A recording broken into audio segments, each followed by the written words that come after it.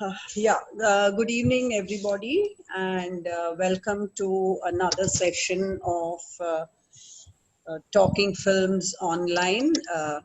We are a group of film enthusiasts who meet on Zoom every Saturday, 9 p.m., to discuss cinema. Today, we will be discussing Paradise Now, which Professor Nandini Manjrekar has chosen for us. She will be leading the discussion. Nandini teaches at the Tata Institute of Social Sciences in Mumbai, and her area of research is in the fields of gender studies, sociology, and history of education. She has also published widely in these areas. Welcome to everybody, and I think Nandini will begin the discussion now. Okay, thank you, Geeta, and thank you, Nikhila, for asking me to anchor the session today. Can you hear me? Yeah, we can. Okay. So I'm not a film studies person, and for me, film studies, film is to me is like an archive of human emotion and memory, and so I sort of approach cinema like that. I am quite a cinema buff. I do watch a lot of cinema, and I have for many years. But for me, the social, and since as a sociologist, the sociological and the historical are very important for me, and not to and the political. I didn't mention it in my. I mean, I didn't send this as my bio to the organizers, but a lot of my work has actually been on conflict, and I'm deeply interested in both academically as well as politically interested in looking at conflict. So it's echoing. Is it echoing? No. Okay. So the reason I've selected this film, I'm sure all of you have seen the film. The reason I've selected Paradise Now, therefore, is not as a film studies person, but because I think it raises certain questions for me, and it raises a certain very difficult kinds of issues when one thinks about prolonged social, ethnic, political conflict. I think the question of Palestine, to me, and I think that this is something that everybody will, many will recognize, many will affirm, is probably one of the longest standing conflicts, and stems from a very long history, a very brutal history, a very oppressive and exploitative history that goes back to European colonialism, and also goes back to, really sort of comes to a head post World War II. The region, I think, so I would like to show the Al Jazeera clip, because I think one needs to understand the context within which Paradise Now is located. And I'm sure we can discuss this further. The Paradise Now as a film was made by Hani Abu Assad, who is a Palestinian filmmaker, but has been in the Netherlands for a very long time. So he's considered a Dutch-Palestinian director. He actually left Palestine, like a lot of the elites of Palestine, Palestinian elites did manage to leave. So you do have a fairly wide Palestinian diaspora. Of course, Edward Said being possibly for many of you a very important Palestinian, although he was Christian, and one should remember that. And he has this whole idea of being out of place, which I'm sure many of you in literary studies and cultural studies know about. But the elite Palestinians did manage to leave Palestine, and Hani Abu Assad was one of these. He went to the Netherlands, actually trained to be an engineer, but then got into cinema because he felt the need to express his emotions about his land, really. Although his early films were not, his first film was Dutch, it wasn't really to do with Palestine, but most of his films and documentaries have been very much located within within that, this frameworks of belonging, of displacement, and and so on, disenfranchisement. Um, the film was made in 2005. I happened to see it actually. 2005 was the era of George W. Bush and the Iraqi occupation. And I happened to be in the US when actually this film was released. So I actually managed to catch a theater release of the film in a backdrop of tremendous uh, uh, well, not tremendous. On one hand, huge support for the war against the WMD, or weapons of mass destruction, but also a rising and really Islamophobia coming to a very dangerous and terrible kind of head. And this film sort of came out then. In 2006, it actually got the Golden Globe for the best foreign film. It was nominated as the Oscar in that category as well. In 2006, it didn't win. Another of his films has also got nominated, a film called No Omar. But what was interesting about Paradise Now was the reactions that came in with the film. And they were very mixed. There was a section in the US who felt that it was an apologia. It was an apology for what they at that time were calling, and still possibly call, Islamic terrorism and terrorist acts. There was a section of Palestinians also who were very critical of the film, and felt that it did not actually sufficiently talk about the conditions of people, the Palestinian people under Israeli occupation. And interestingly, Israel itself officially kind of gave it a nod and said that, they didn't, the official position of Israel was quite welcome. They welcomed the film. So these reactions are actually very pertinent to the nature of the film itself, and the what the film has to say. And Hani Abu Assad, in all his interviews, I was just reading, listening to his interviews post, the release of the film, and every time he says that, his intention was, of course, to talk about the Palestinian people's lives under the occupation, but was not to make necessarily a political film. But to me, I think the film is intensely political, and it's political at many levels. And I won't speak too much about this, but I'd really like you to see this Al Jazeera clip, if you can, if it's in the chat. And if you can click on it, I don't think I can share screen because it's actually a link. But if you actually see this link, the Al Jazeera link, and really one should see it, because otherwise you don't get a context of what this is all about. You see the gradual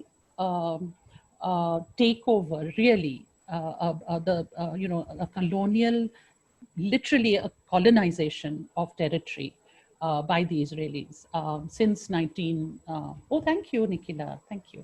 But if you go down to the map, if you just go, I don't know how to do this, but if you, if you go down to the map, just the first map, you get a sense of, Nikhila, you have to tell me how you did this later, because if you go down to the first map, you get a sense of what is actually happening.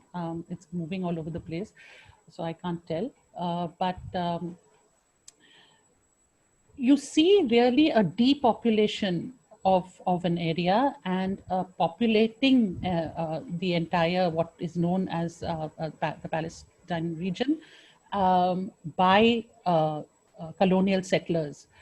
So this whole sort of settler colonialism that the Israeli occupation is all about, you get a very clear sense, and you actually see in the left-hand corner, you see the shift in population, right? So how much is the Jewish and how much is the Arab population? And actually that Arab is a bit of a misnomer, because the entire, there's a mix of religion and ethnic and regional categories here, but basically Jewish and Muslim, one can roughly translate into that. And you actually see the way in which post 1948, when the state of Israel is officially, as a result of various sort of machinations by US imperialists and so on, set into motion, set up as a state, you actually see this colonization increasing. And then you start seeing, by the late mid 60s, you start seeing, you can put it off, I think you can see it later.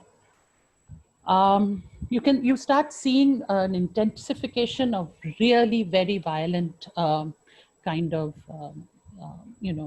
occupation. And this really comes to a head with the by the 80s and 90s. And I just want to say for our friends from Yemen and Palestine that in my generation, we in India, we had a common understanding that India was an ally of the PLO, and Yasser Arafat, because he was part of the non-aligned, what was it called, bloc, was a traveler to India. We did not have diplomatic ties with, we didn't have any trade ties with Israel. We didn't have diplomatic ties with Israel because we were seen as supporters of the Palestinian cause. And that has, I mean, by the, 90s, by the mid 90s, that completely shifts. And we are now one of Israel's fairly strong allies. And there's no wonder why that's the case. Now, the film actually is about a broken land and about a broken people. And one can see why they're broken. If you look at the map in the Al Jazeera site, you see the shrinking of a territory for the Palestinians and the takeover of actual land by Israel, to the extent, and this, of course, our friend from Palestinian friend will be able to tell us much more about, to the extent where the Palestinian people are really aliens in their own land. So they have to get passes for work. They have to get, and one sees this in the film from the very, very first scene. In the first scene, you see that tension at the border posts. And this, of course, you see later again when they are trying to go back to Nablus. And by the way, the distance between Nablus and Tel Aviv is just some 2 hours. So, and you can see in the film the completely different, landscape. So you have the West Bank, which is just, you can see the ravages of war, in the buildings and so on. And in fact, Hani Abu Assad had a very difficult time shooting the film. A lot of his crew kept leaving because it was dangerous for them. And then when Syed goes to Tel Aviv, you actually see those long, wide roads, etc. So it's a very clear reflection of how the Palestinian region is treated. But what I think I found most fascinating in the film, and which sort of encapsulated the film for me, it's a film about the most intense violence in the most, with reference to a place, a geographical place which has seen the longest colonial conflict in the history of the world. And it's also about suicide bombers. You can't get more violent. I mean, there can't be more violence than killing yourself while killing other people. But the film itself has no scene of violence. So it's a film about violence with no violence, in a sense, no overt violence. And I think the screenplay, the script, the cinema, I mean, everything about the film, the way the film is structured, actually brings out that latent violence that's underneath all the time in all their discussions, especially the first half of the film. In the first half of the film, every single scene is laden with the violence of occupation. And these are coming through in discussions, they're coming through in the sort of sites that you are exposed to, your introduction to the families, the difference between a collaborator and a martyr, and the kind of ways in which this society has been just torn. It's just been brutally torn apart by Israeli colonialism. So at Zionist colonialism. So I think that is something that's amazing about the film, that it's so violent, and it's about violence, the most extreme in some sense kind of human violence perpetrated against self and other without actually being violent. And the story itself, the fact that it draws, Nicola, do I have like another 5 minutes? Do I have 5 minutes? Huh? Yeah, Nandini, go ahead, please. Okay, okay. So the film itself, actually, the first half of the film, the second half of the film, I think to me they were quite different. The first half of the film actually draws you into these two lives, and they are, they're just layabout characters. I mean, they're just characters you sort of empathize with. They're these young, callow youth who are just hanging around, talking about women, talking about, everything. But all the time in the first half, particularly, all the time there's reference to the futility of living in this kind of situation, even as life goes on with its pleasures and its jokes and its, you know, the second half of the film is much more where they're directly talking about the futility of life, living under occupation. And I thought that was quite stark. And these three characters, I mean, I think that, where there's some really unbelievable, unforgettable scenes, like the one, for example, where he goes back to Suha's house at night and he's talking about how they burnt down a cinema. And, he says, is there no boring genre? And she says, and she's of course upper class and she's educated in France, etc. And she's like telling him how to even pronounce genre and so on. It's quite funny at times, but she's basically this is the discussion about what is cinema when there's no life. So I found that extremely touching. There is very, very touching. And of course, the Last Supper scene, which I thought was quite brilliant, frankly, to just introduce it like that. So I think, there are so many things where, like in the question of cinema, he says, she says, what on earth is boring genre? How can you have a genre which is boring? And he says, it's life, you know and this repeated reference to a life that's not worth living, and a life which can be worth living if you become a martyr. And this kind of tension between these two lively young men and their desire to be to have a life actually can only come through their death is quite profound. And I think that what the film actually says, I'll stop here. Actually, there are lots of things. I just remembered another one which is just so beautiful, where Khalid is telling Suha when they're looking for Saeed in towards the end, and they're having this, that's when the discussion really comes to a head about why are you doing this, and shouldn't you be actually giving the Israelis more ammunition to kill us with if you also do it. And this discussion about whether killing for a cause is justified, even if the cause is so great as the exploitation under this kind of brutal occupation. And Khalid says, if we had airplanes, we wouldn't need martyrs. I mean, it was just an amazing sentence. We wouldn't need martyrs if we had airplanes. I mean, what is there one to make of that? And of course, the whole thing about the way in which the Israeli scholar Ilan Pape, historian, has actually said that Palestine is an apartheid state.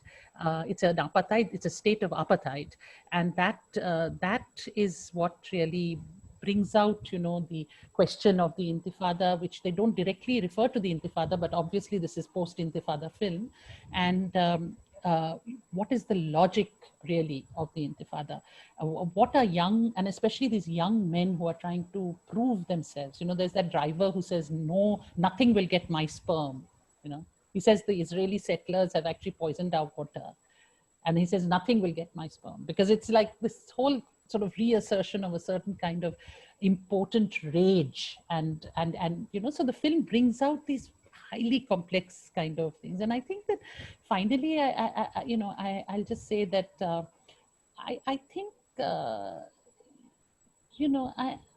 fact that people are swept up by history and this whole question of the Palestinian, how normalized it's become that it isn't a cause anymore internationally, which it was. It really was. I mean, Islam, I'm seeing the flag behind you, and I'm just seeing that it struck me right in the first scene that when he's taking out her clothes, there's green, white, and red coming out. So I was very amused by that. And I'm seeing the flag, and I'm realizing, there's these little subtleties in this film which really make it one of my favorite films.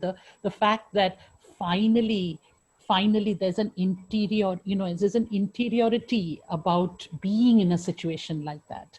And I'm reminded of when Kasab, who was the lone survivor of the Taj attack, he was given probably illegally sodium pentothal, the truth serum. And there's footage of his, and you all might be able to see it, that where he says he's just lying there. He's just 17 years old, and he's lying there, and he's telling that policeman, who you can see is softening towards him as he's speaking, because then he's like a child speaking.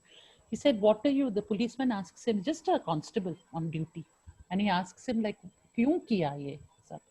So Kasab is of course drunked out, and he says, "Bola jannat milega, jannat mein ja payenge." And that's what this paradise is about. So I think it brings in all these huge moral dilemmas through these three extremely lovable characters.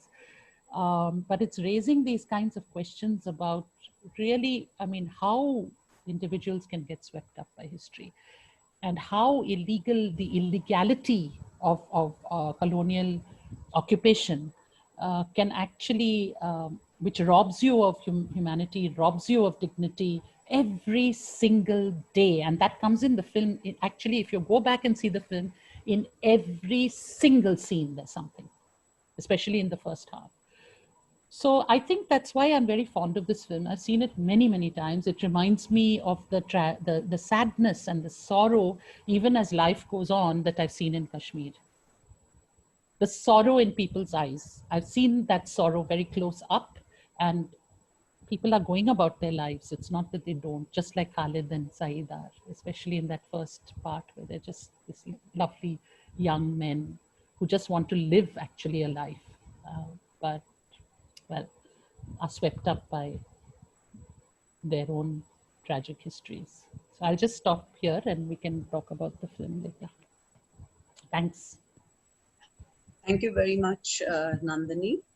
I think Nandini has laid the ground for all of us to engage in a nice discussion, a productive discussion about the film. So, anyone would like to go first with your views? Any questions for Nandini? I want to Your views on the cinema, on the film? Would Islam like to say something? Okay. Just 1 second. I just want to Yeah. say one thing. 1 second. I'll just say something from the chat. Sure, Sridhar, if Sridhar is here, seems to be here, and he's quoted from Balagopal, who of course was in many ways, a conscience keeper for many of us. And he's put it so beautifully. He's just, the way in which he says it's to, the way in which there was this collaboration between British colonialism and later American imperialism, to give a land without people to a people without land. I think that is exactly the issue here, to give a land without people to a people without land. Yeah. I think Layali was speaking. Yes, I Yeah, want yeah. to comment on one sentence that was said by Khalid, that if we had airplane, we wouldn't commit this bombing suicide. Here, it's a reference that there are no alternatives ways of fighting. If they could have any other alternatives ways to fighting, he couldn't commit such, or he will not be involved in such operation, which, for example, the words see it as terrorism. And also, I have one comment about the director. As an artist, he must treat the context very deeply. He cannot ignore historical facts about Palestine and Palestinian people who had been fighting for land, not for getting money or for example, having as Khaled said, okay, if we go to paradise, then Mr. Gamal, you will take care of our families. So it means what? The director is trying to say that the motives are not because of land, but because, for example, they are suffering from personal circumstances. And as I said, the director, in my opinion, though I am not specialist, I just talking and expressing my point of view as an audience, as spectator. How can he be selective? How can he or jump over some important facts that will enrich and bring the context in a clear and comprehensive image? He ignored to say that Palestinian people have been defending their lands by different ways, as they had been called as children of stones. One time, Palestinian people would defend it as, or would label it as, children of stones, because they used to have no way to defend their land against Israelis except by stones. That takes us to Khalid's statement or sentence when he said, if we had airplanes, we wouldn't commit such, or we will not be included in such operations. And one more thing, I noticed that the director is zooming in some position, and he did not make use of the time of the film, nearly 2 hours or 1.5 hours. We have two important scenes or two significant scenes. What about the rest of the film? They are keep moving from one place to another place. Why he did not show the facts in, for example, in terms of flashback, to throw the light about all these suffering and painful, so that when this film will be shown, the audience or spectator, even Muslim, non-Muslim, can have clear idea about this situation. They cannot judge. I'm here not to defend terrorism or not to defend bombing suicide, but I'm talking as in one side as a spectator, as I have stated before, and also as a child has to see many scenes in media about children who has been shooting by Israelis in front of their families. Why he did not take this scene into consideration? He must be very known about this situation, because it happens in 2000 for a child who has been killed in front of his father by one of Israeli soldiers. So the audience who doesn't have this idea could be simply responsive audience or passive audience. They will just see from this this context, which from my opinion, I see it misleading, missing many important parts. So the audience, the usual or casual, for example, spectator, will see, oh, this is kind of terrorism. They only rely on such deceiving ways to fight.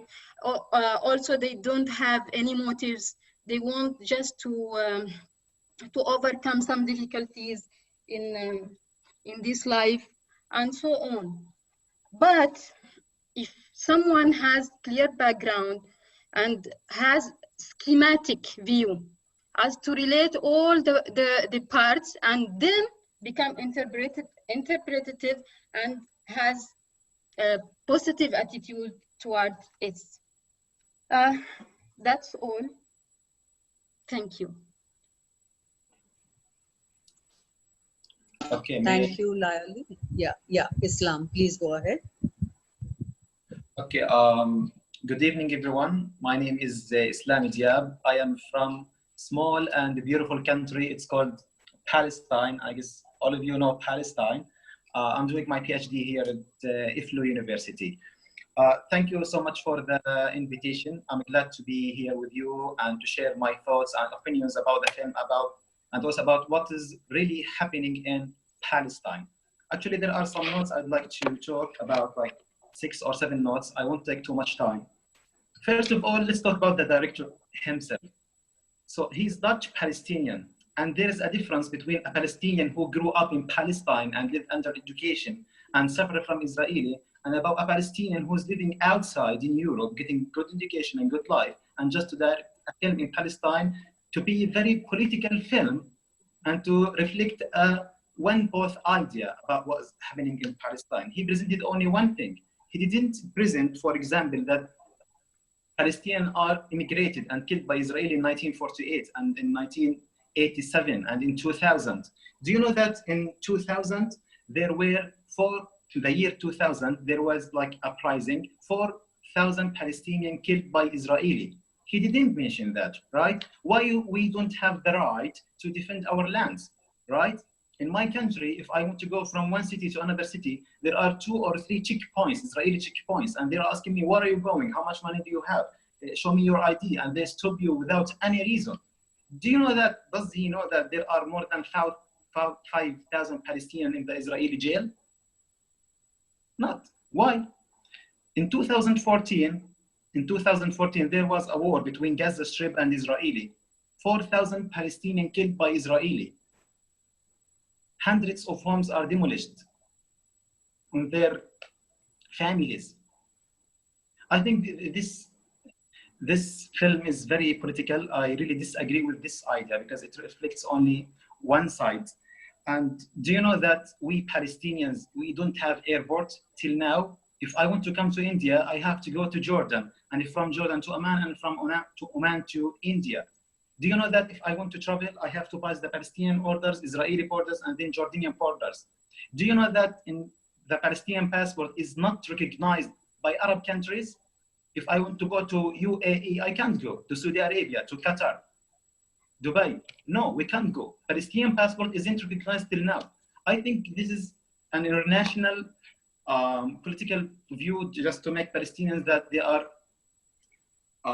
let me say, they are standing with Israel against Palestinian. Even right now, there are secret relationships, between Arab countries and Israel against, unfortunately, Palestinian.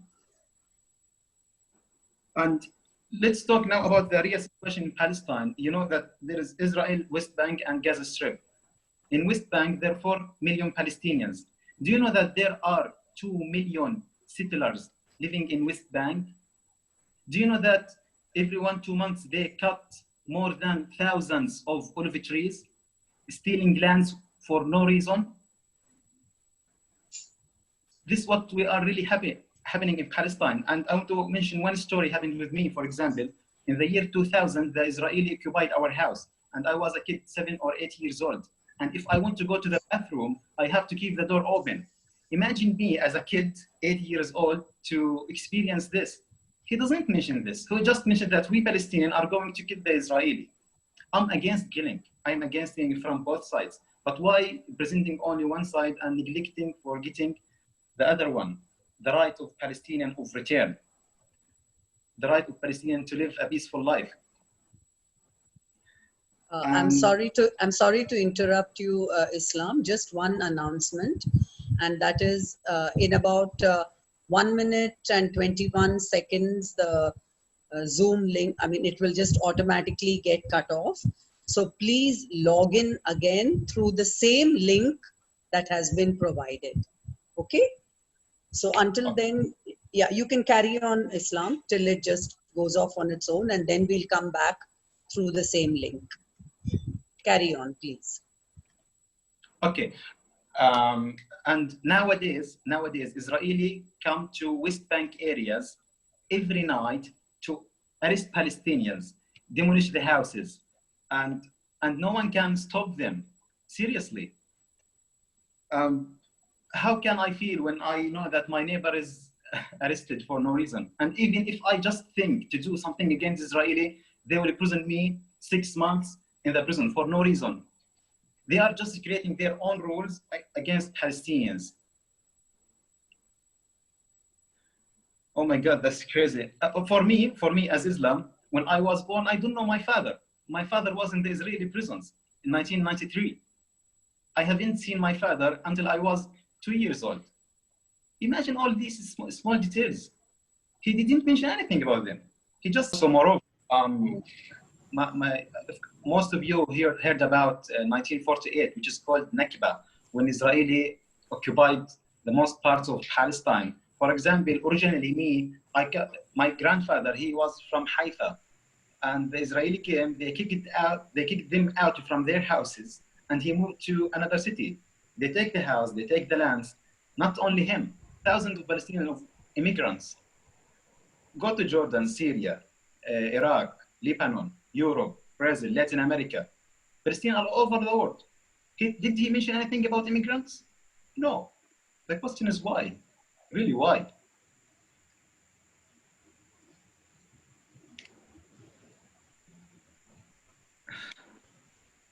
Nandini, would you like to respond? Thanks, Islam. I mean, I completely agree that, and Lali, I completely agree that, you know, there is this is bound to be, right? The way in which people will, who have actually, someone like you, where there's a history that is so close to home of this kind of brutal occupation, would see in the film uh, huge gaps, right? Because you don't see really. But you know, I just want to say, as somebody who completely supports the Palestinian cause, I mean, there's no question for me in my mind. Since I was in college, I've been a supporter of the Palestinian cause. I just want to say that, you know, somewhere it also works at one level, in my view. It works to the extent of seeing the pain of those who are occupied. Now, it's not the pain that those who have experienced, like you and your family, and of course, Yemen is also not in the greatest shape in global. But Palestine is a separate issue altogether. You know, they're refugees in their own land. You know, and I completely understand what you mean by when they're outside, that he's not really Palestinian. He's Dutch. He actually says as much. He doesn't hide that at all, even when he speaks. He says it very clearly also. But and I completely agree with you. This has been said in the Kashmir context also. Those who are living outside Kashmir and those who are living inside every day, facing the army, you know, guns facing you, and it's a very different experience, right? Uh, but you know, I just want to say that as somebody I mean, I'm sure all of us here have deep, complete solidarity with the Palestinian people. I mean, Israel is a rogue state. There's no question about it. They're a rogue state. But the film does work at some level. It really does. I mean, for us who have not experienced that kind of occupation, what it How does tells it, us is, yeah, how is it? Huh? Yeah, how does it I think work with you? You understand just. no, one is, of course, one comes into it with an understanding. So I mean, I'm not somebody who doesn't know the context. I know the context. So maybe somebody, you're right, somebody who doesn't know the context at all, it might seem like, you know, these are some crazy guys who are just willing to go there and, you know, what have the Israelis done? But you remember the scenes. Wherever Israelis are in the film, you sense that hostility that they have towards the Palestinians. And one of the scenes where Saeed actually stands at that bus stop, and that's such a, I mean, I feel that he's won a moral point, you know. This is my sense, huh? This is my view. That, you know, in that scene at that bus stop where those Israelis are looking at him with such hostility, real hostility, and they're looking at him as with, because he's also not dressed as a typical Palestinian. This also Okay, keeps coming up. Yeah. may I? No, let me finish. 1 second. I'll just finish what I'm saying. So on one hand, there's this complete hostility, and yet he takes the decision not to go. I mean, very clearly, there's this child there. There's an old woman with a child at the bus stop. There's a child that goes up to the driver. He takes the decision not to go. What does that tell the viewer of the film? You see this hostility of the Israeli towards him. And then you see him taking a moral stand when the child comes in. Yeah. Okay, in the year 2000, when Israeli were occupying our house, one of the Israeli gave me a cake, okay, and I ate it. Should I be happy from him? I was happy, but as a kid at that time, I was happy. But he's occupying my house. See, for me, I don't hate Israeli. I don't have any problem with Jewish people. I have a problem why they are occupying my land and denying my right of having an independent country. I don't hate citizens, Israeli citizens. They are like me, okay? But I stand against the politicians there and their rules against us Palestinians. I met Israeli. I have Israeli friends, citizens like me, okay? And also they share the same idea of me. And they said, I hope I can come to your house and you come to my house. But people with decision makers, this is what I'm attacking. I'll say something very quickly. It's not just decision makers also in Israel. When the 2014 offensive happened, what do they call it? Peace fence or whatever, some horrible name they had to that Gaza bombings. There were actually young people sitting. I mean, it's shocking. There were young people sitting on this side of the border and watching. You know, we also saw that footage. So they've created a sense of tremendous, really broken people on all sides, you know, this Israeli occupation. That's the thing. And to that extent, I think the film, no film can talk about everything. It's not a documentary film, right? Yes. The reason that I felt that the film to me is really relevant is because it's about this violence. I mean, that's the way it spoke to me.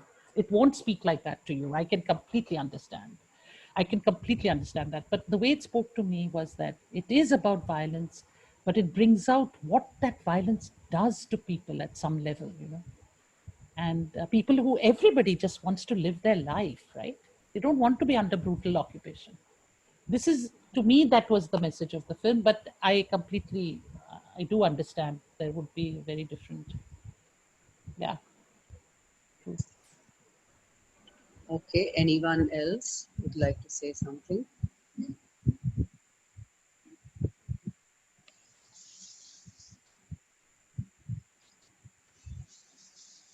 With Nikhila? Bashir, Waltz with Bashir. Geeta, you've seen Waltz with Bashir, no? Or Nikhila must have seen.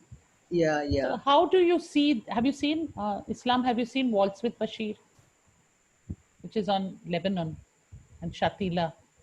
It's Which on one? Shatila actually. Waltz with Bashir. Sabra and Shatila. Yeah. Well, long time ago. It's about the Shatila bombing, which also Yes. Israel in Lebanon. So, yeah. I mean, I remembered that film when I was watching this. And that is very direct. That's very direct. I was also reminded of Santosh Shivan's The Terrorist, which is also, which is kind of based on the assassination of Rajiv Gandhi.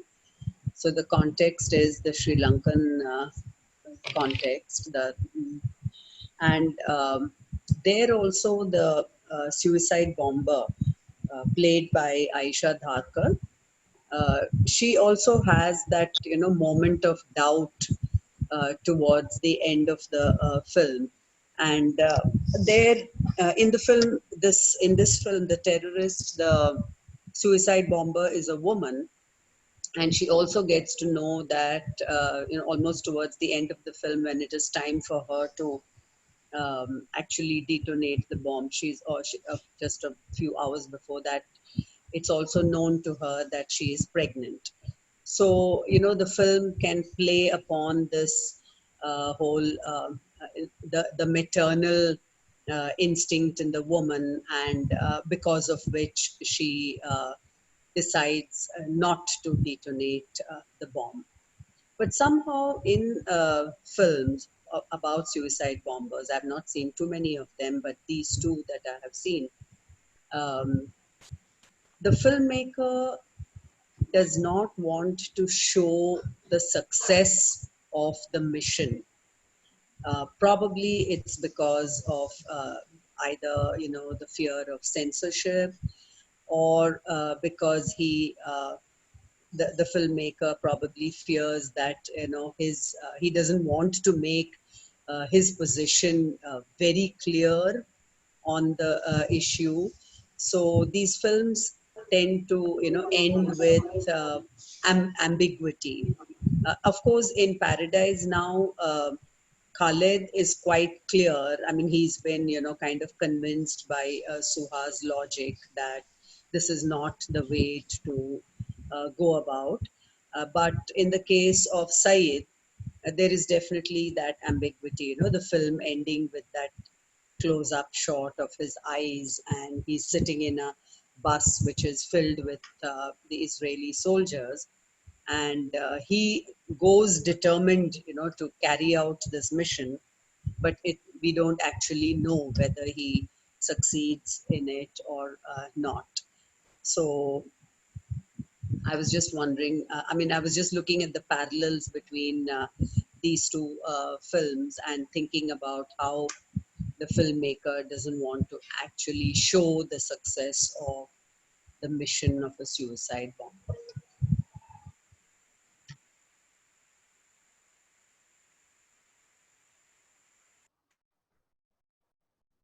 Geeta, can I come in?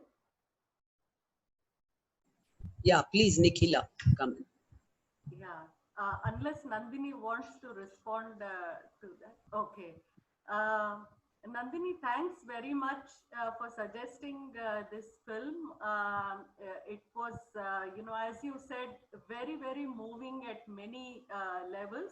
But again, as Islam and Layali are saying, if you did not know the context, probably it would have been a different film. But since most of us quite know, what the context is, I think we can fill in the gaps. I want to make 3 points about the film, which I thought was very, very interesting. One comes in the form of, a dialogue where Said says, talking about Israel, he says, what about this state or these people who are oppressors but think of themselves as victims?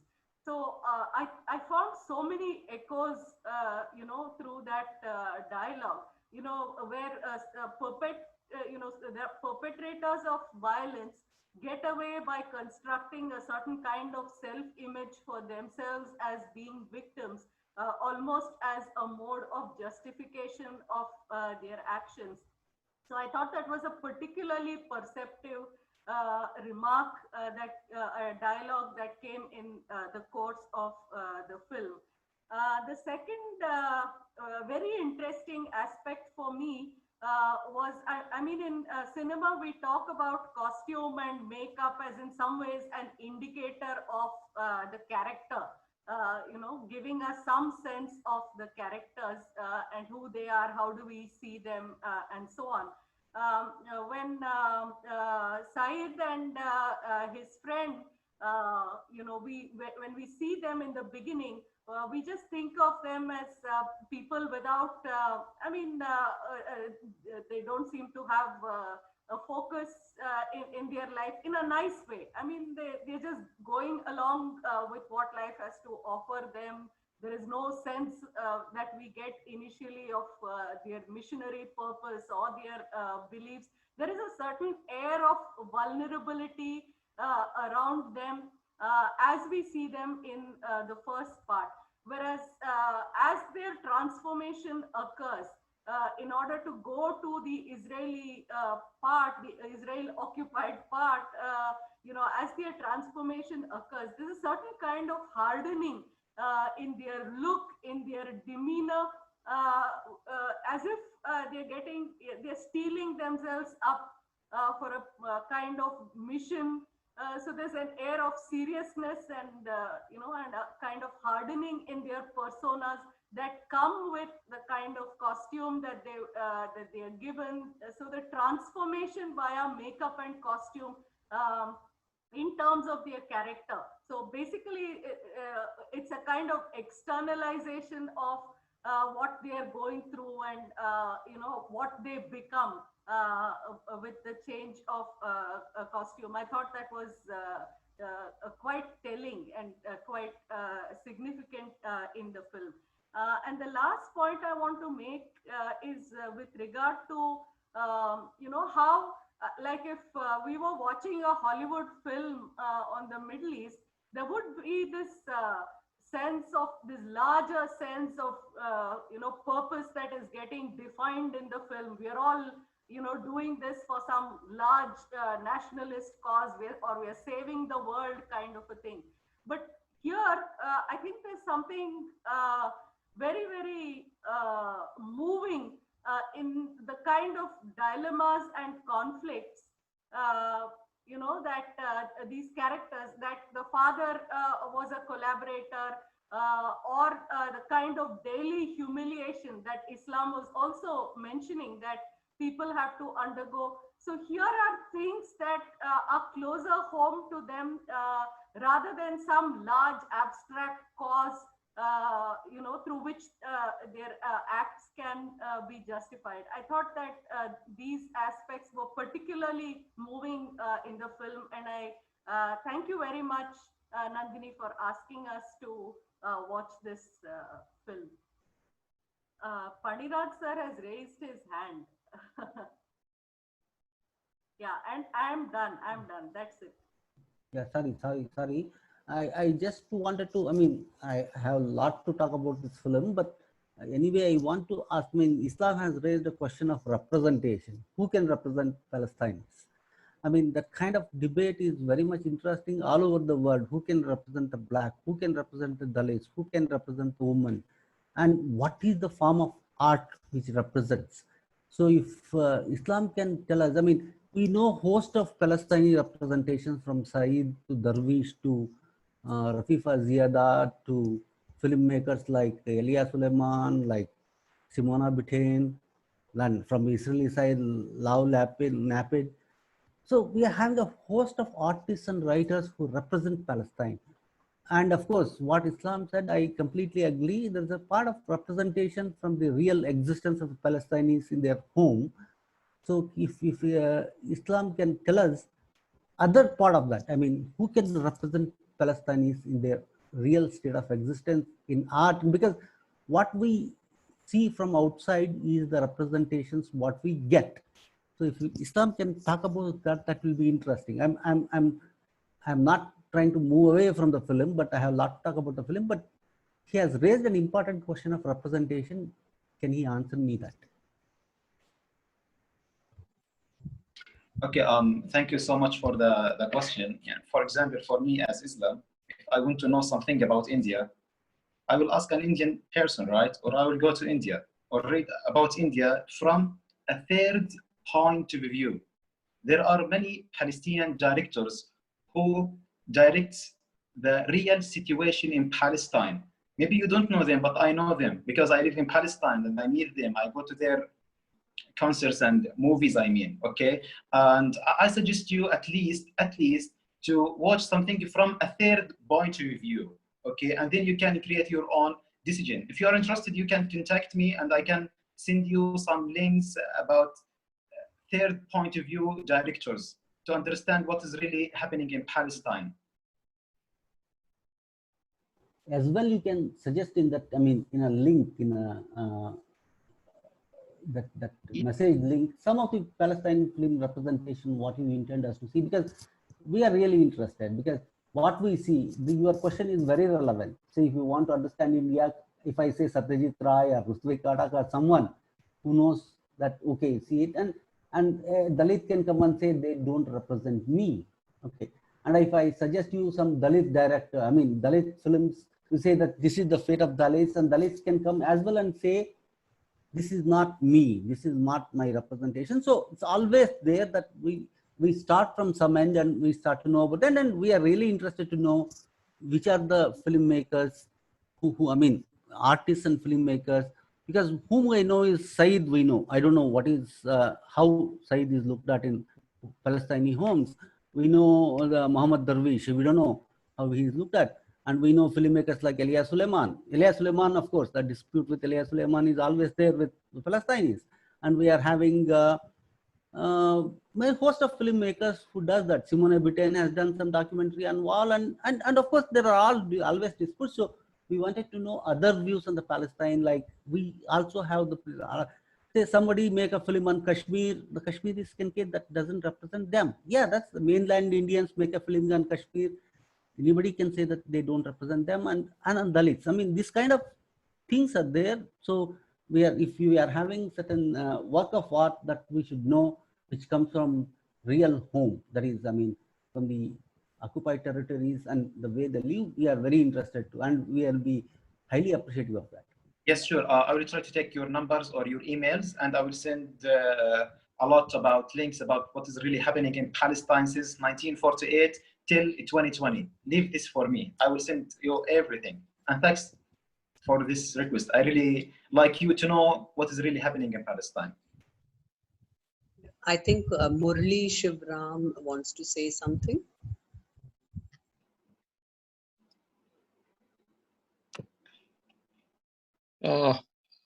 Hi. For me, I think this is a film which is made by a Palestinian who does not actually stay in Palestine. This is what I have understood from what you're talking about. Paradise Now actually gives me a kind of, a proposition for looking at the whole concept of violence, the idea of violence, and how it is seen, whether it is justifiable, or this is the question. It's not taking any sides, it is not taking any partisan view, it doesn't want to promote a particular it doesn't want to it's not a political propaganda or anything of that kind. This is what I like to see in this film. I have seen this film at least 2 or 3 times, and all this time I have always thought that this was a kind of casual, I wouldn't say casual, maybe not with it doesn't lack seriousness. Of course it is serious, but it tries to look at the whole idea of violence and the relevance of violence, or how we look at violence in that way. I was reminded 2 or 3 times of a play by Albert Camus, the French existentialist writer, The Just. The whole theme of The Just is maybe it is taking away from the film as such, but I thought, since you're all talking about the ideology within the film and not discussing the film as such, so I thought the language of the film talks about the idea of justice as such. In the Just, Albert Camus was trying to focus on 2 or 3 perpetrators of violence. They are terrorists, as you would say. They are supposed to throw a bomb at a sort of dictator, as he turns the corner in the open car after attending a public function. But in the end of the play, the fellows cannot throw the bomb, and the reason that they give is that they're along with the dictator.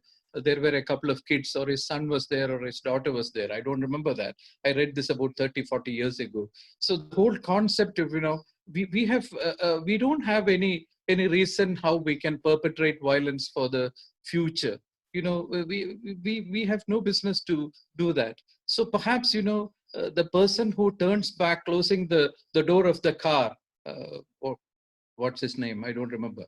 And he turns away from the car. He slams the door on his friend, and he walks back. He goes away, and he just becomes a kind of memory. He is actually indoctrinated. He has been made to think that violence is the only way in which you can counter a violence or occupation. And he believes that this is not going to end violence. This is the whole history of violence. And the whole film revolves around this image of the person who is totally indoctrinated. Isn't this the theme of the film? Isn't it what the director in Paradise Now is trying to show? Focus on the reason why we should continue to perpetrate violence as a sort of resistance. Does violence actually give you a reason to resist? Is resistance giving you justification for violence? This is probably the question which I think I am concerned with as a person who was watched Paradise Now. As a Palestinian, as a young person, Islam, I would like to know how you would respond to this idea of violence. Because I just heard you a moment ago saying that I'll tell you what is happening in Palestine for the last so many years. But how would you respond to this idea of violence? And how do you relate it to this notion of violence, the whole theme of violence, as it is presented in a very aesthetic way in the film Paradise Now? Thank you. Can I say something? 1 second, Islam. Can I say something? Yes, Yeah, go ahead. Nandini, go ahead, please. Yeah, I think I don't want to put Islam in a spot because he's seeming to have to answer so many questions, Islam. I don't know if you've seen the film very recently, Dr. Shivaramakrishnan. I think the film is not so much about indoctrination as far as I could see. In fact, the handlers are treated with the most contempt by the filmmaker, I felt. They are shown as cold. They're like very two-dimensional. They don't have character. They're seen as very cold, sort of almost bureaucratic kind of people. So I don't know. I mean, I didn't at least get this thing about indoctrination. I think it is the real crux. It sort of comes together, exactly what you're saying, comes together in that sequence in that car, the dialogue between Sua and Khalid, where she's trying to tell him that it's exactly this, that, violence does not solve anything, and you're giving the Israelis more reason to actually continue their violent oppression of the Palestinian people by being violent. And Khalid takes a very clear position. In fact, Saeed hardly has any dialogue. I mean, actually, the person who is the perpetrator actually hardly speaks. But in that last conversation that they have when they're looking for Saeed, I think that is the real sort of thing that it spins on. The whole question of what is that? What is the immorality? How does it reproduce itself? How does violence reproduce itself? And what are those lived conditions of the Palestinian people that just make them see? I mean, that at one point, Saeed, right, again in the beginning, he tells Suha, it is the occupation that creates this resistance. Actually, he says this when she's questioning him. And she's this elite, exactly what Islam is saying, lives abroad, has come back. And he just mocks her, Khalid, and says, what, your human rights group is going to, is this what, So I think, I don't know, it didn't speak to me about indoctrination, but I think that very deep moral kind of, that those contradictions and conflicts that people have to live through when they live under occupation, I felt that was much more there. The handlers are really shown to be quite like cads, actually. They're not, and they're one-dimensional, not two-dimensional. So anyway, Islam. Okay, thank you both so much. I would like first to answer your question. Why do you call me a terrorist while you are not calling the Israeli a terrorist? This is my first question. The second question, do you know that the Israeli army is ranked the 25 worldwide, and it is 5th in the Middle East? They have Panzers, helicopter, F-15, F-16, all kinds of guns supported from USA, and we Palestinian, we have nothing. We have only stones. Why I am a terrorist and he's not a terrorist? Thousands of Palestinians killed since 1948 till now. None mentioned Israel as terrorist. Only because me as an Arab, they mentioned me as a terrorist. Why only talking about one side? Why neglect the other side also? This is the point.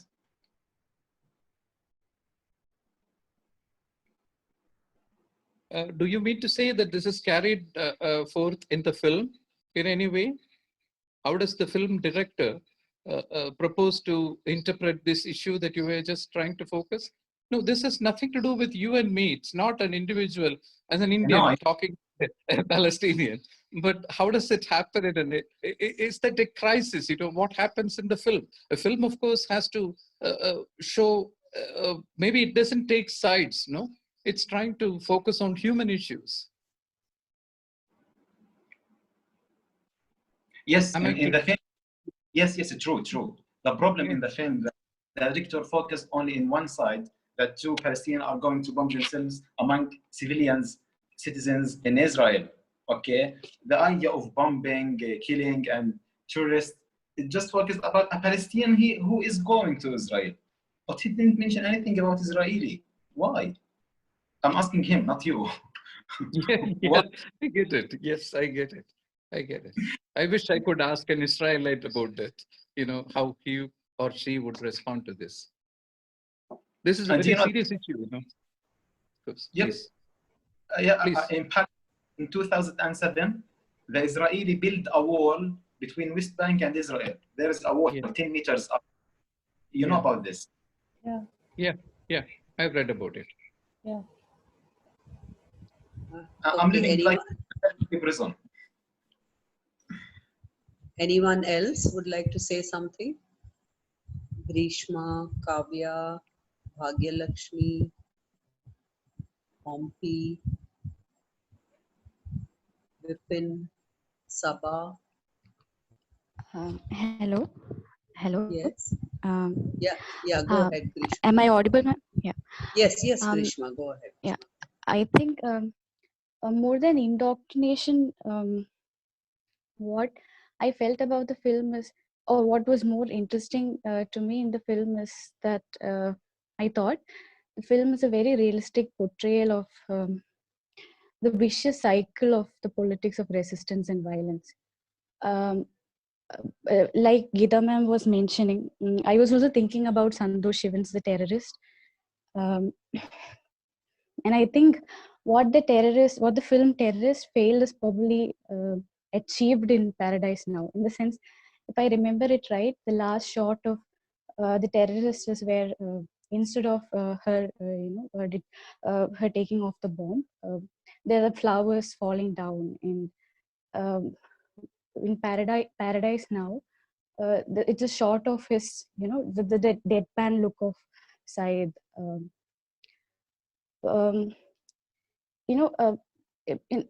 how the casual, heroic, honorary act of suicide bombing becomes the inevitable is probably the, I would consider that the most milestone of the film, the most important factor of the whole film.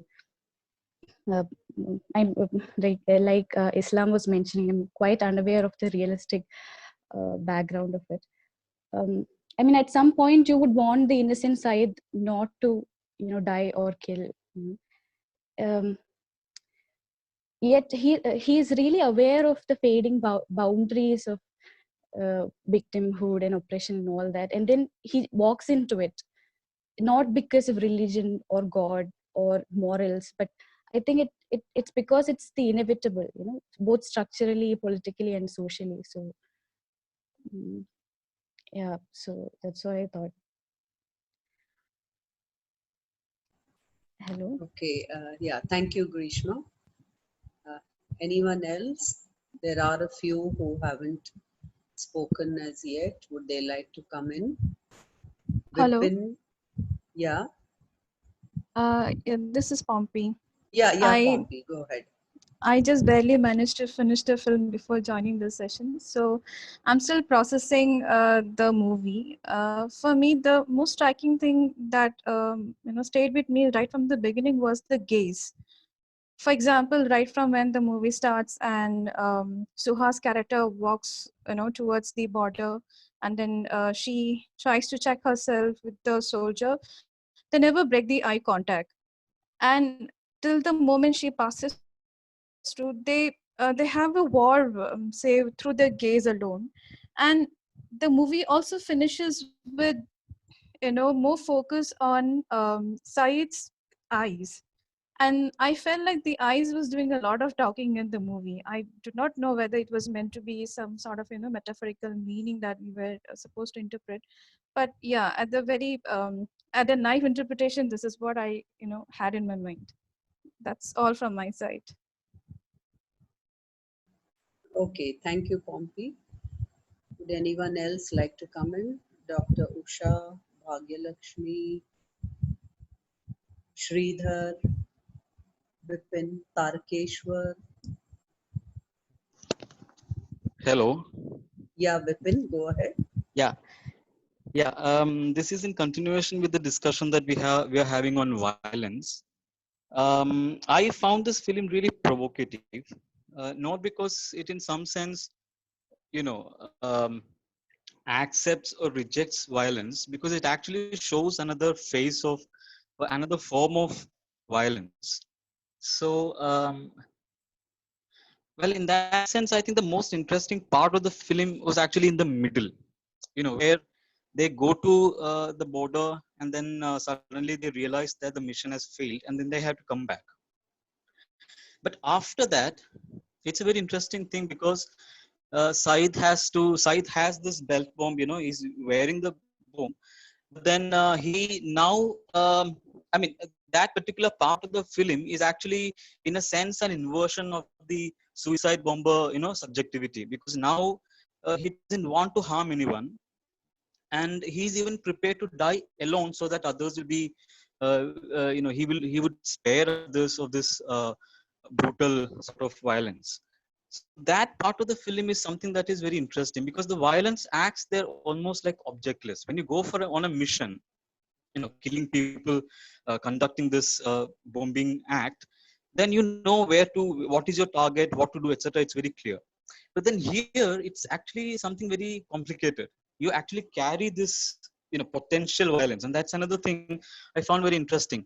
During that entire part of the film, nothing happens. I mean, the entire film, there is, as Nandini ma'am said, there is no scene of violence actually. But in that particular sequence, I mean, in the middle sequence, there is a certain kind of violence that is created out of this potential of violence. I mean, we all experience that in that part, and that I found something really profound. And I think that that part would be, in a way, the core of the film. I mean, it's not really in accepting or rejecting or going back to a certain idea of peace, which could actually be a fallacy, or even a fantasy. Uh, but it is not in that the film really works, but it is actually in showing this, an imperceptible form of power, which is everywhere, which is around there, but then we don't see it. And I mean, if you really stretch it, you can, I mean, one can actually say that we are all in that condition. I mean, if you think of all the nuclear warheads that we have accumulated, the weapons, ammunitions that we have, I mean, what do we do with that? I mean, if you don't engage in a war, what is the use of all this? So it's like we are all sitting on top of this, uh, ticking time bomb. And it could be imperceptible also because of another reason. Like, it's so banal that, like in the case of the Palestinian life, it is so banal that people sort of stop seeing it. So I think that is something that the film does in a very sort of beautiful way. um, yeah, so this is something that I found very interesting, and I think this is the core of the film. And even at the end of the film, if you look at the last shot, it still is very ambiguous, I think. I mean, on one hand, you have Said saying that it's not something that they enjoy, or killing other people is not something that they enjoy, but they're forced to do it. And there is also remarkably a shift from a certain religious fundamentalist sort of angle into more material, survivalist sort of narrative. So it is interesting that Khalid, who is very much a devote, he like presents himself as a devote, but then he's the one who actually backs up from the mission.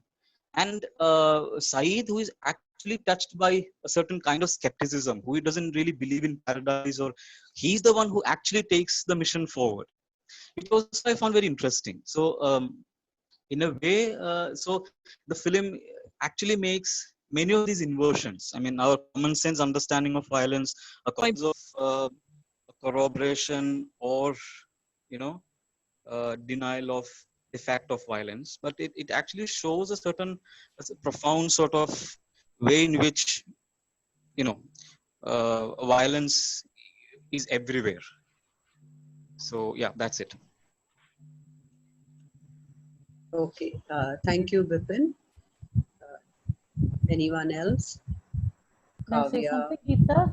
Yeah, Can I sure, just sure. very Yeah, quickly? please. Yeah, please go ahead. Yeah, actually, thanks. That was actually very insightful, Vipin. I think uh, I was, in fact, thinking. I always think about this when I've seen the film. The question of injustice, actually, and injustice on the scale, like we see in the Palestinian occupied territories.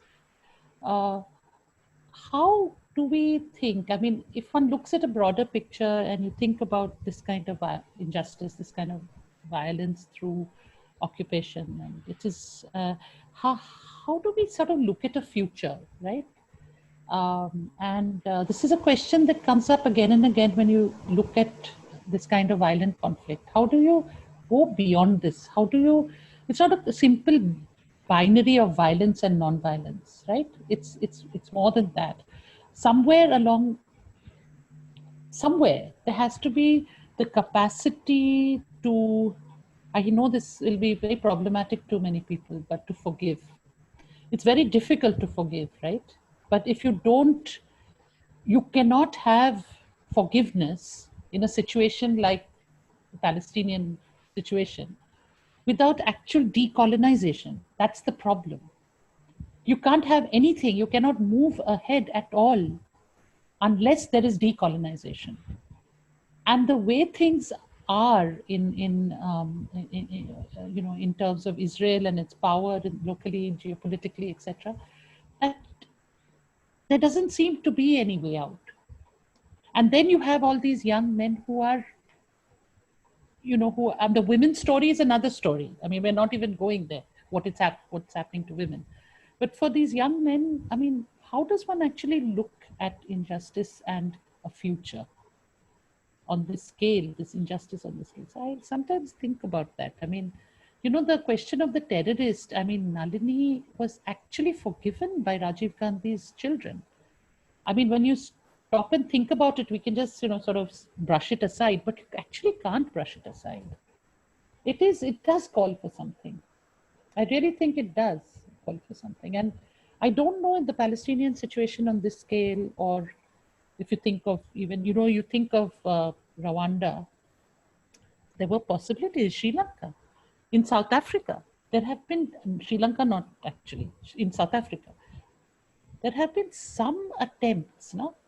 Is it possible without decolonization in Palestine? And I mean, I can't see that it is really.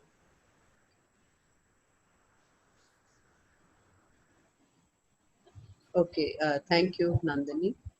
Anyone else? Would Tarkeshwar like to come in, or Okay, if there is nobody else. okay, Tarkeshwar, go ahead. Uh, it was interesting that both Layali and Islam were worried about what the non-Muslims think about this issue. Uh, how do they know? How do I look at the film? They had an apprehension that uh, there is a misrepresentation of the Palestine struggle to the non-Muslims in this film. Let the non-Muslims decide about what is the representation. But it's quite interesting where this is stemming from. Why do they have their objection? Uh, yeah, there's no representation is completely represent what it's supposed to represent. So it's always yes. Yeah, I want to participate, and I want to justify why do I'm sorry, Layali. Maybe Tarkeshwar should complete, continue. and then you could get in. Oh, okay. I thought that he's waiting. Okay. Yeah, Tarkeshwar, please complete. Yeah, because there's no end to the question of representation. Because all representations are political in nature, and you can't compare reality with the representation.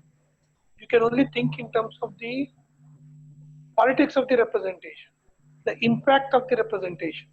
I think Layali and Islam at one level are also talking about the politics of the representation, but the way they are articulating it is coming in terms of that it is not a proper representation. So I think that has to be disentangled. I think these two issues, whether it's a proper representation or what is the effect of the representation. That is at one level. The second point that is about the question of violence. Uh, Somewhere we are seeing this film as a alibi to discuss the Palestinian issue. It is set in the context of the Palestinian struggle for their nationhood. But as Nandini has elaborated in the beginning, it is quote unquote about violence.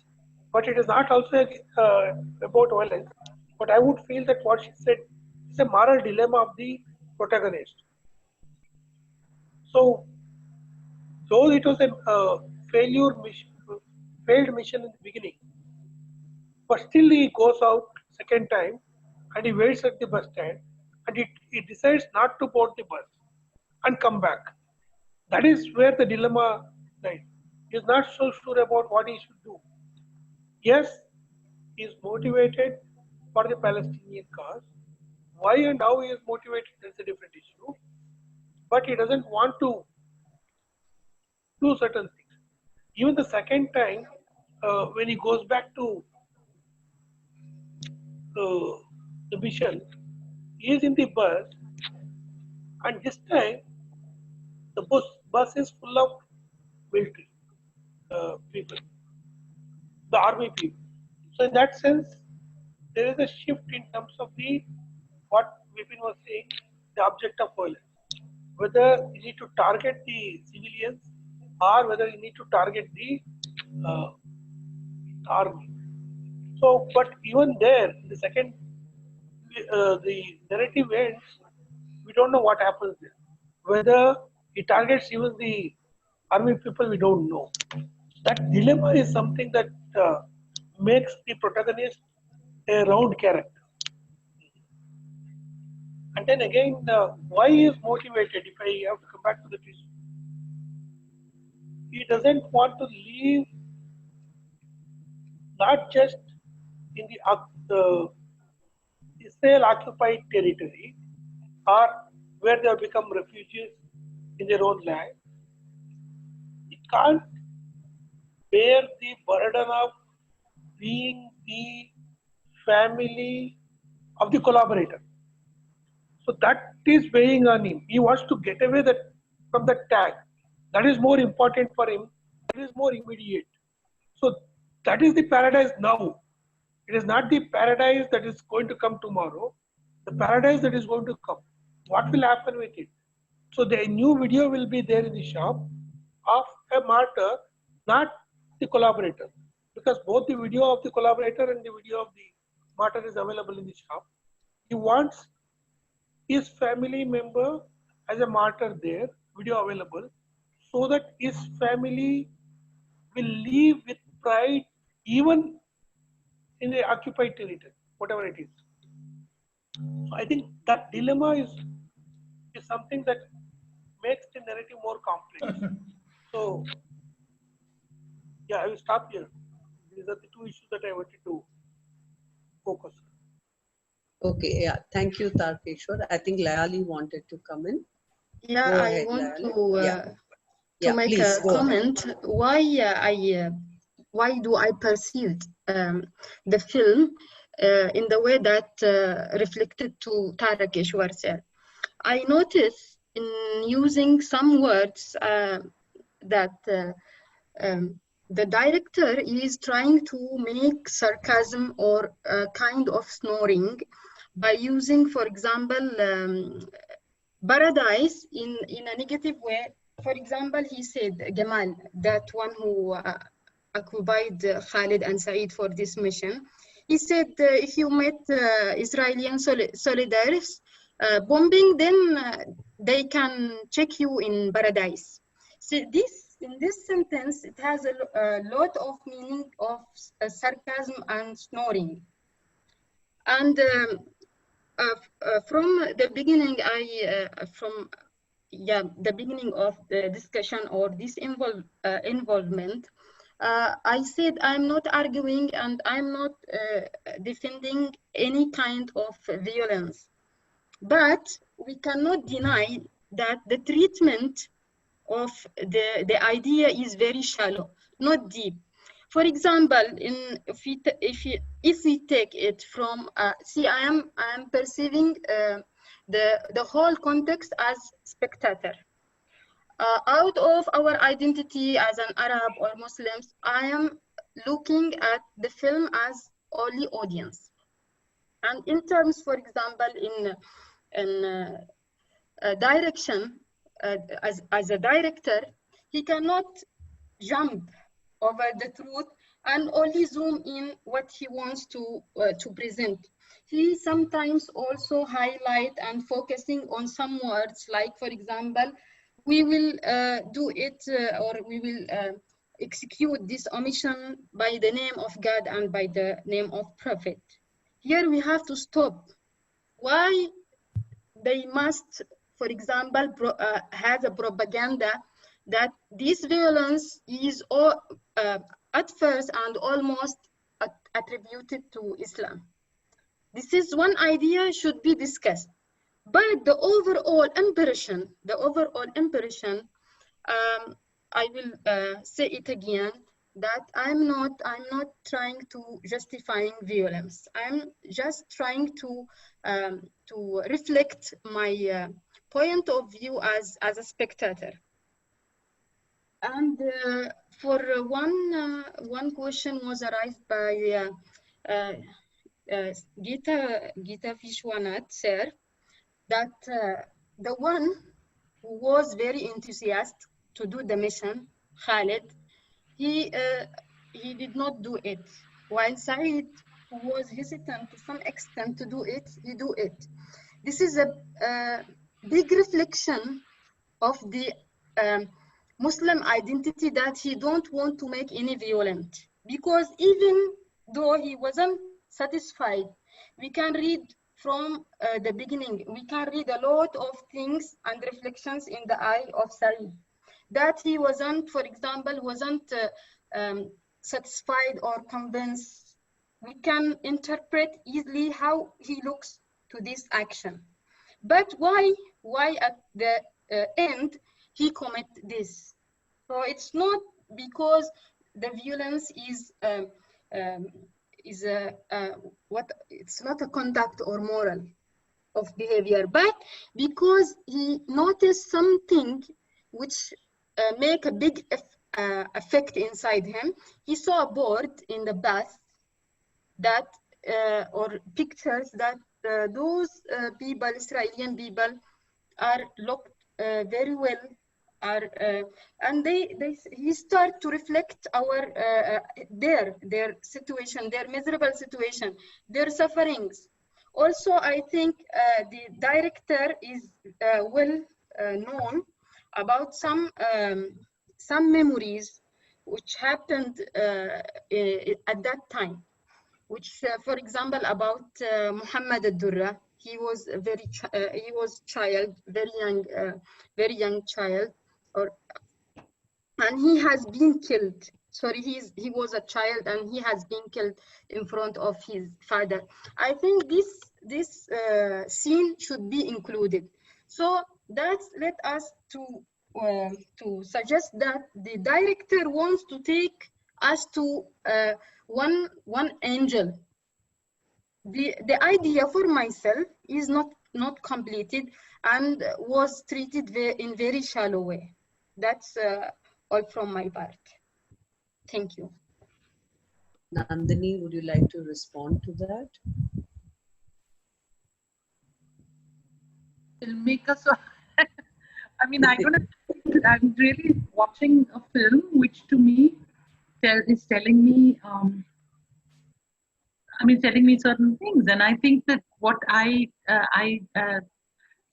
personally, I felt that the whole question of, this morality around violence and, the immorality of violence that we take for granted is,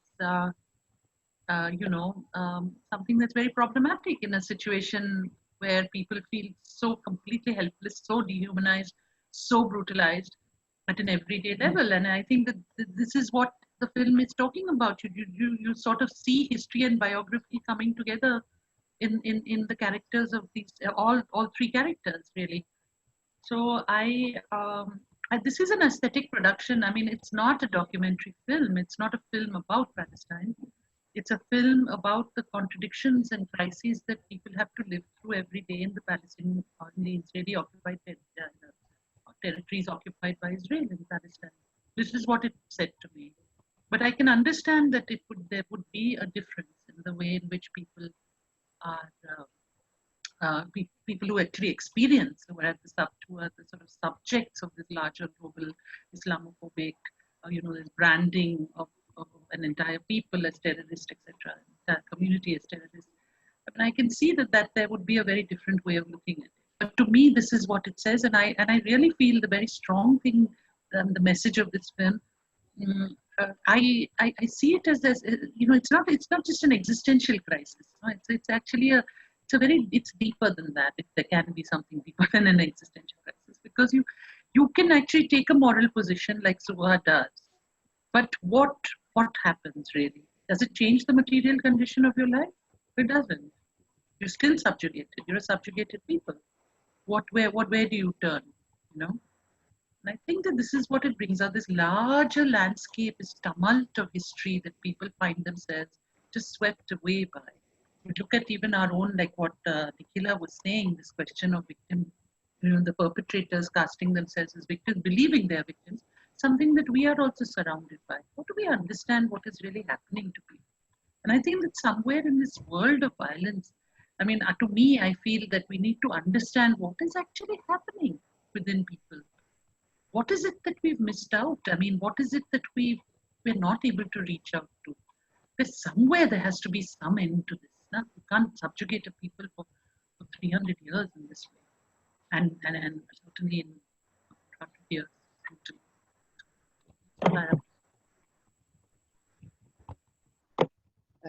I think Sridhar has put up some remarks on the chat, but would you like to comment, Sridhar? And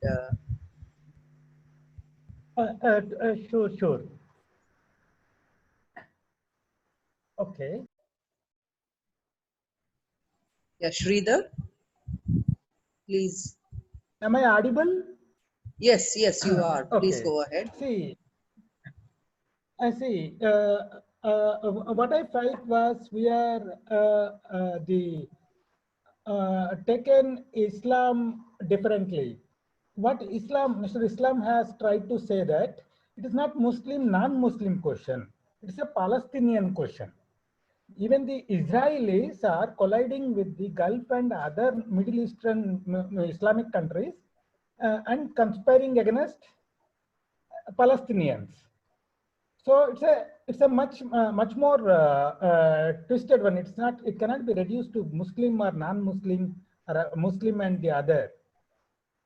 In the movie itself, the protagonist Khalid tries to pursue his friend Said that there are other ways and means to achieve freedom. He tries to convince. And also our arguments about violence are missing the concerns. See, Nandini Madam has really addressed well. I have no, it is clear actually when she explained things. But since dialogue, our discussion went away from it, from the main speaker, so I had to say actually Nandini Madam has said these things. So what I want to say is that we are missing counter violence. Whatever these violence you are naming or terrorism you are naming, they are part of counter violence. So the violence and counter violence and how will it end up, or where will it lead to, or whether it will lead to freedom or not? These are different questions. But here we have to see Palestinians. What Palestinians are doing is counter violence, not violence. They are fighting for their own land as refugees from their own land from almost 6-7 decades. So 3 generations have passed away. So, and also we have to see how they have even erased Palestine from world map. Of late only it has come, but it was not recognized as a nation. So we have to see is violence a way out, or persistence of violence is going to solve. It is not the. I don't think we don't find the answer in uh, um, um, twisting that. So better is, uh, yes, there are other means, but we have to see the Israeli point of view, how long they can perpetuate this violence.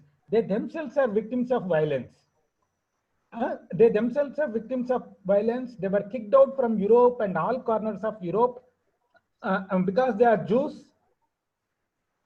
And they came here, and the same people who have experienced violence throughout their history are perpetuating it against the other who gave them place to stay with, live with. Instead of living along with them, you made them, you displaced them and perpetuating that displacement.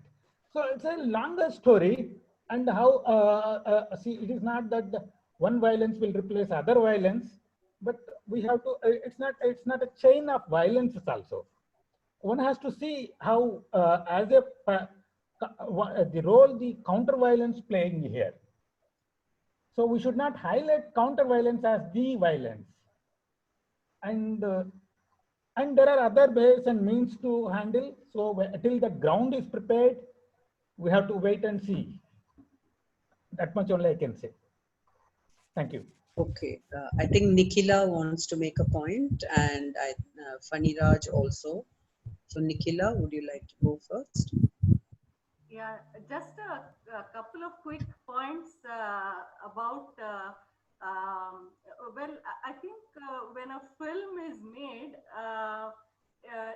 it probably envisages a certain kind of audience. One, the location of the filmmaker matters, but it also matters where or who is expected to watch a film like this. So, in that sense, the way in which this film has also traveled westwards and the kind of accolades it has won, I think in the way in which it has spoken, the language that it has used, I don't think the film is neutral or even-handed. I think its politics is quite obvious. But it does not, rub the point in the way some people may want it. But I think its politics is fairly clear. So I think one has to see it in terms of who it's speaking for. Is it speaking to the Arab world? Is it speaking to the Palestinians? Or is it speaking to the Western world, which is blind to, as Nandini pointed out here, it has become a non-issue at all levels. So, something that people no longer want to discuss. So in that sense, I think it matters where it sees its audience, and therefore how it pitches the issue. The second point, I think, also has to do with this issue of representation that we are saying. What is adequate representation, and whether it's not okay. I think the anxiety for some of them, for Layali or Islam, might also be that those who are watching this film may not get to sufficiently see or they may be influenced by the film to take a different kind of stance. I think for many of us, coming from the kind of context we do, I think this anxiety is somewhat misplaced, I would say. There was another point which I wanted to make, which I've forgotten. If I remember, I'll come back. That's all, Geeta. Thank you. Yeah, thank you, Nikhila. Faniraj? Tarkeshwar has raised his hand, I think. Tarkeshwar has raised it. Yeah. Okay. Tarkeshwar, would you like to continue? I would say something. Yeah, just a quick clarification. One is uh, I was refusing myself to speak about the Palestinian issue. I was just trying to understand how do we understand the narratives. Here, the visual narrative. The point that I was trying to complicate was instead of looking at who is representing whom, we need to look at the politics of representation. So, whether a French Palestinian or a Palestinian is representing, yes, that is important. But what is the politics of that representation? Because no representation is adequate. Because all representations, all narratives are selection of events. So you select certain events and put them in a particular sequence. So the politics of the selection and the politics of weaving these events together, that we can discuss. Are the effect of such uh, narration we can discuss. So that is more important. So when Layali or Islam, when they were worried about what kind of message will go to the uh, uninitiated, if I want to use the word instead of saying non-Muslim, uninitiated audience, because Layali kept on saying that she was trying to see it as a uh, an ordinary viewer, not as a Muslim interested party. So, is it possible for one to be a non-interested viewer? Was the question that I was trying to raise. Or we are assuming how others are going to view this narrative rather than how we need to view this narrative. And what are the assumptions that go into it when we understand the film, not in terms of how the narrative is represented, or how, from my subjectivity, I'm going to understand it, how other subjects are going to understand it. So then slightly, I was trying to move the discussion around these issues. I was not making any comment about the violence per se or the Palestine per se. I was refusing to get into this outside of the narrative. I was only trying to raise certain uh, methodological issues so that we can have more clarity about what we're discussing. That's all. Okay. Thank you, Tarkeshwar. Funny Raj? Yeah. I wanted to make one, I mean, in continuation with just making a point at what Tarkeshwar is saying, it's very interesting that Edward Said told of Noam Chomsky. Now, Noam Chomsky is a known opponent of Israeli occupation, and he said it's a white point of view. I mean, Edward Said on record said that Chomsky's is a white point of view on Palestine issues, but these issues are there. Issues of representation from various angles are there. But what we need to understand, of course, I thank Nandini ma'am that this is a very complicated issue which involves both politics and art mingling it. I mean, it's a gray, we are looking at Palestinian films in this gray zone where politics and art mingles together and it's mixed together, and we have to take care of both the things. And one thing what we have to understand, as far as we in India are concerned, since I'm also involved with Palestinian movement since last 3 decades with the Peace Friends of Palestine, there are issues that coming from Palestine to us in India as allies of Palestinian movement, which, as Nandini ma'am correctly said, opposed recognizing Israel, and Israel for us is still an occupier. There are PLO views, there are Hamas views. All these things are there. In spite of it, what we are recognizing is Palestine is an occupied territory, and whatever comes out of it, literature comes out of it, art comes out of it, we have to look it into closely, and we should be very sympathetic to people who are occupied. We may not be able to represent them, but we know their condition and we are closely following their condition. That's one thing. So if we look at like that, being in Indians who are allies of occupied people in Palestine, and who, of course, I myself has participated at least in 5 or 6 in last 5 years, each attack on Palestine as a Palestinian Friends Union, we are representing that. That is not the point. Point is, there is a whole spectrum of artistic representation, especially in films. Not only this film, there are a host of films from Elia Suleiman to Anna Mary Jasir.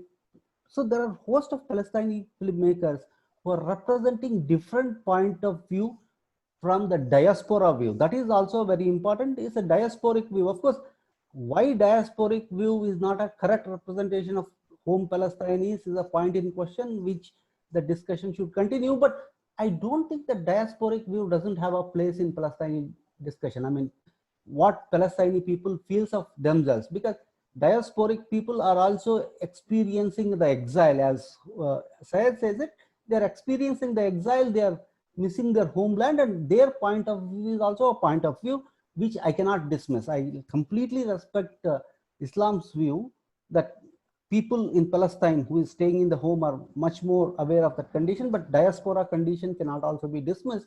And what I see in the host of films, not only this film, because this is the first Palestinian film I did watch 14 years back, but after that, watching several films, I mean, at least 15 films from different directors, no one film, the people side with Israel. I mean, people say that Palestinians, I mean, the one who are resisting are also perpetrators. No, everybody is talking about the victims, occupied territory, and a concept of justice. And the Palestinian issue of justice has become an universal issue now. That's where Nandini ma'am was talking about different ways of viewing it, because it's not only Palestinian question now, it is a question of whole universal recognition of justice and injustice.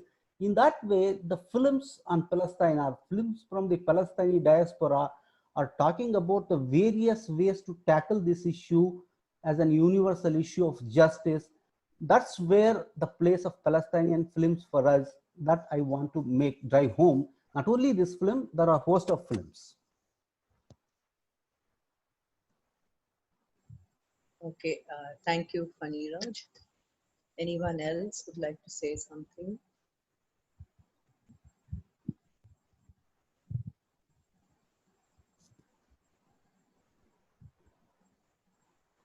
No one else?